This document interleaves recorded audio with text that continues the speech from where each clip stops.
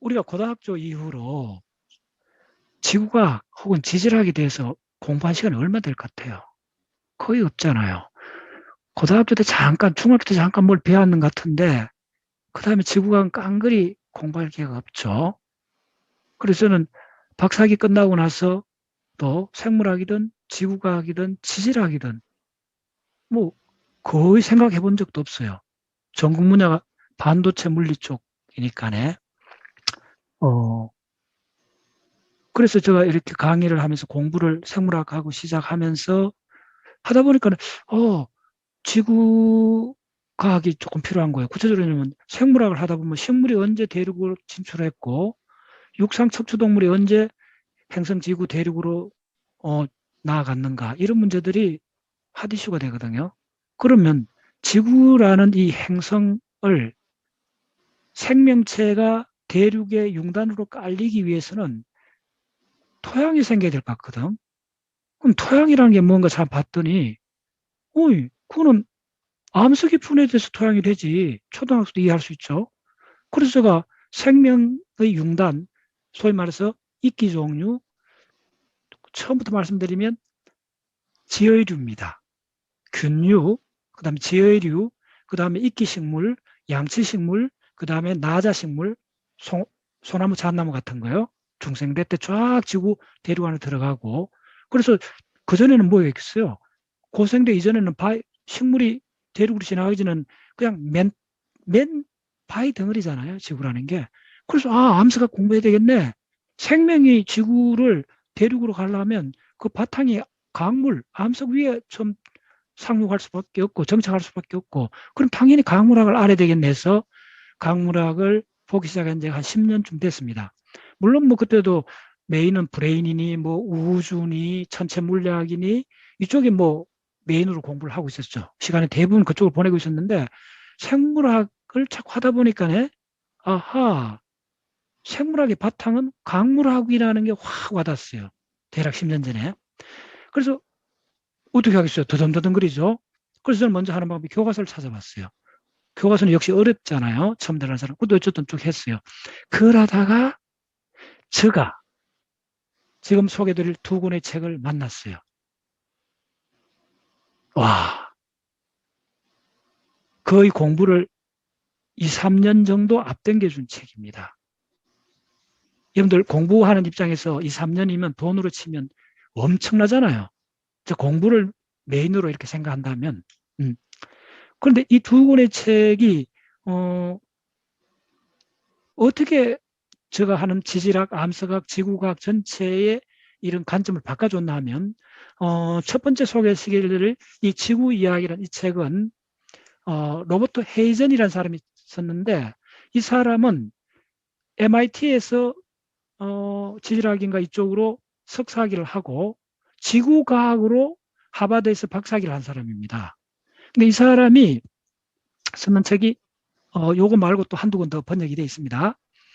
이 로버트 헤이전이 쓴 이 책, 지구 이야기를 이게 한 6, 7년 전에 제가 딱 보고 공부가 거의 2, 3년 가속이 됐습니다.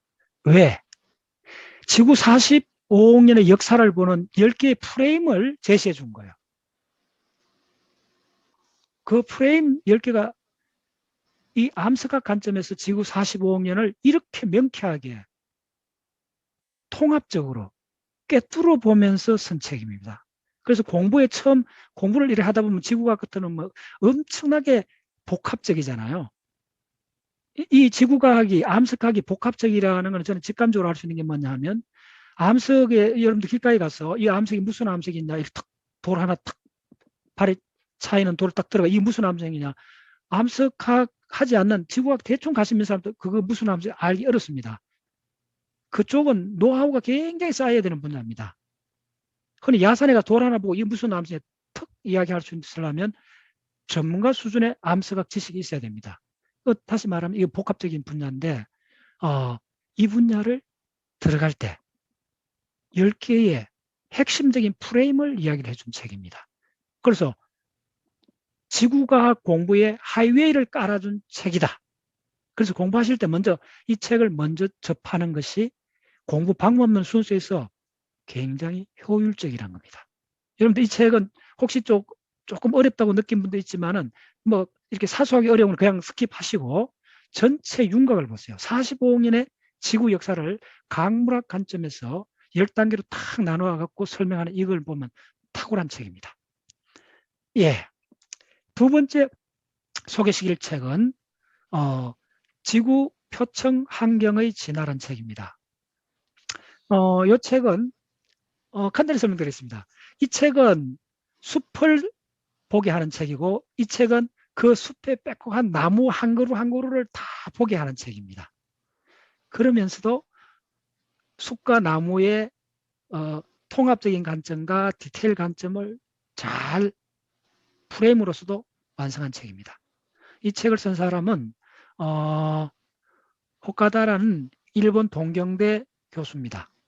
근데 이 책이 왜 그렇게 중요하냐 하면 이 책은 구체적으로 고생대, 중생대, 신생대의 지구 표층, 그러니까 대기층하고 대륙하고 대양, 요 대기와 대양과 대륙에서 그 상호 순환 사이클과 그 대륙에서 생명이 고생대, 중생대, 신생대 생물상이 어떻게 변천해 왔는가를 가장 최근 한 10년 사이에 구체적으로 책이 뭐 한 20년 넘습니다. 그 사이에 있었던 최근의 그 지질학계, 지구과학의 데이터가 이 책만큼 풍부하게 있는 책은 제가 보지를 못했습니다. 이 책은 어렵습니다. 미리 말씀드립니다.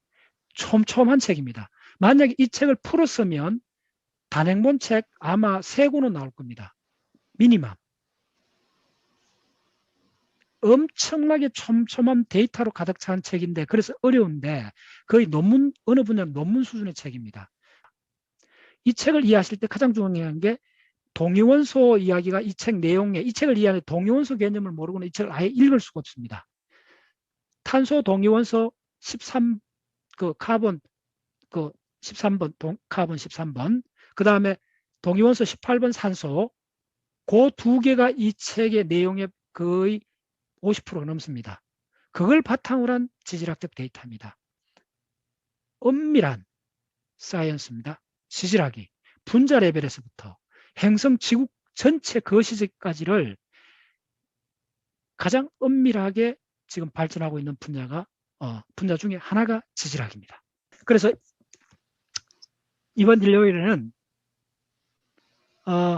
로버트 헤이전 교수의 지구 이야기, 그래서 45년의 지구 전체의 역사를 강물과 생물의 공진화 과정으로 10개의 프레임으로서 설명하는 것이 지구 이야기 편이 됐고, 이거는 거대한 그 프레임을 보는 겁니다. 두 번째, 이 동경대 교수가 썼는 뼈책은 지구 표층 환경의 진화는 촘촘하게 지구를 보는 실력을 키우는 책입니다. 그래서 이 책을 공부를 하고 나면 지구온난화가 도대체 어떻게 오게 된 건가를 이해하게 되고, 구체적으로 지구온난화는 전적으로 휴먼 팩터라는 걸 이해하게 됩니다. 우리 인간이 화석연료를 끄집어내서 떼면서 생긴 인간에 의한 현상이라는 걸 철저히 이해하게 됩니다. 예, 그래서 이번 일요일 날 4시간 동안 이 두 책을 중심으로 설명을